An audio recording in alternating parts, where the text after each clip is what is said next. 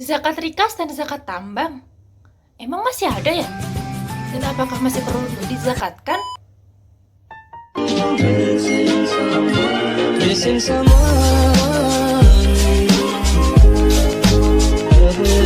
Halo, sebelumnya perkenalkan, aku Ina Stabrisa Fatihah Irjawanto dengan NIM 2010101103. Saya dari Manajemen Bisnis Syariah Institut Agama Islam Tazkiyah tahun pelajaran 2022-2023. Pada kesempatan kali ini saya akan menjelaskan kepada teman-teman semua mengenai zakat tambang dan zakat rikas, yang dimana ini merupakan mata kuliah dari fikih zakat yang diampu oleh Ustadz Dr. Zulkarnain Ali MSI. Kita masuk langsung ke pembahasannya terkait dengan zakat rikas dan zakat tambang. Apa sih itu zakat rikas dan bagaimana sih zakat tambang? Nah, langsung kita bahas satu persatu teman-teman. Pertama kita mulai dari zakat rikas terlebih dahulu. Nah, rikas itu sendiri adalah harta temuan, atau kalau biasa kita bilang itu harta karun kali ya. Nah, iya. Jadi zakat rikas adalah zakat yang dikenakan atas harta temuan atau harta yang tertimbun di dalam tanah. Nah, nisab itu adalah batasan gitu ya. Batasan kapan kita bisa mengeluarkan zakat atas harta temuan itu, yaitu tidak ada nisabnya. Why? Kenapa? Kenapa tidak ada nisabnya?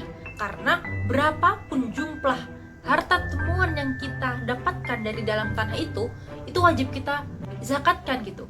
Entah itu sedikit ataupun banyak, entah itu sekilo, 2 kilo, atau bahkan setengah kilo pun gitu ya, kita wajib untuk menzakatkan zakat rikas, menzakatkan harta temuan itu gitu. Nah, berapa nih yang harus kita zakatkan gitu? Yang wajib kita zakatkan adalah 1/5, atau dapat dalam presentasi itu 20%. Nah, kapan kita wajib menzakatkan barang temuan itu? Yaitu saat kita menemukan barang itu atau harta itu, seperti itu. Jadi ketika kita menggali nih, pura-puranya kita menggali, terus kita menemukan ada segebok uang gitu misalnya, atau bukan uang sih, biasanya kalau zaman dulu itu ada emas atau perak gitu ya, berapa kilonya. Nah, ketika kita menemukan itu, langsunglah kita wajib untuk menzakatkan harta temuan tersebut. Nah, selanjutnya kita ke zakat pertambangan. Zakat pertambangan bagaimana tuh?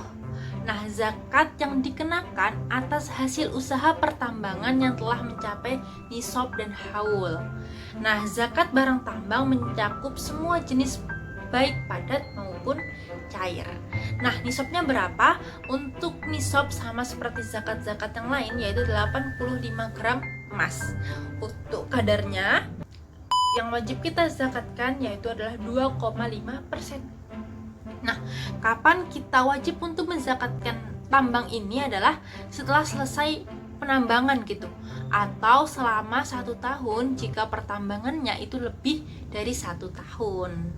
Nah, teman-teman, tapi kalian masih sering dengar nggak sih terkait dengan rikas ataupun tambang gitu? Apalagi rikas, kayak sudah jarang banget gitu kan, kayak harta karun. Emang masih ada ya zaman sekarang harta karun gitu ya?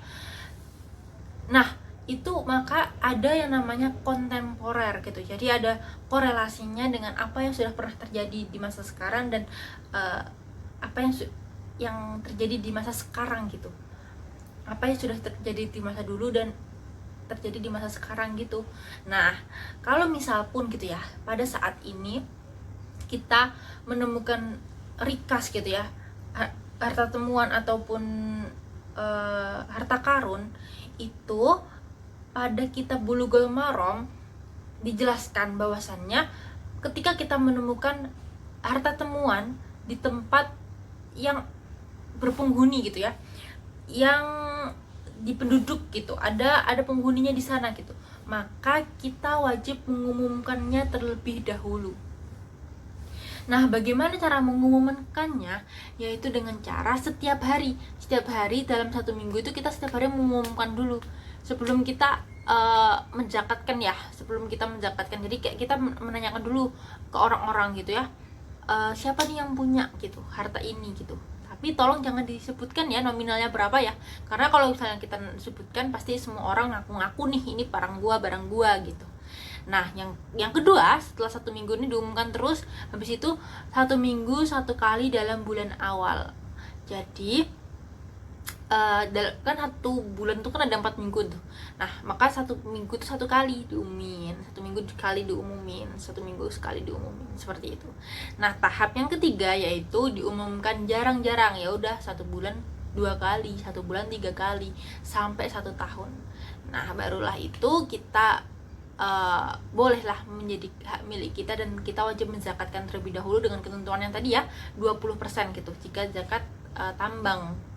Nah, kontemporernya adalah kita boleh menyebarluaskan gitu ya, menginfokan terkait dengan zakat rikas ini gitu dengan sosial media gitu, karena sekarang kan kita sudah udah perkembangan zaman gitu. Sekarang sudah menuju ke society 5.0 gitu, yang dimana itu sudah menggunakan teknologi, masyarakat sudah beradaptasi dengan teknologi dan lain sebagainya. Maka dari itu diperbolehkan gitu ya, menyesuaikan dengan yang sekarang gitu, boleh menyebarluaskan melalui sosial media, dan itu bukan bid'ah gitu ya, tapi itu adalah kontemporer yang kita sesuaikan dengan masa sekarang, seperti itu.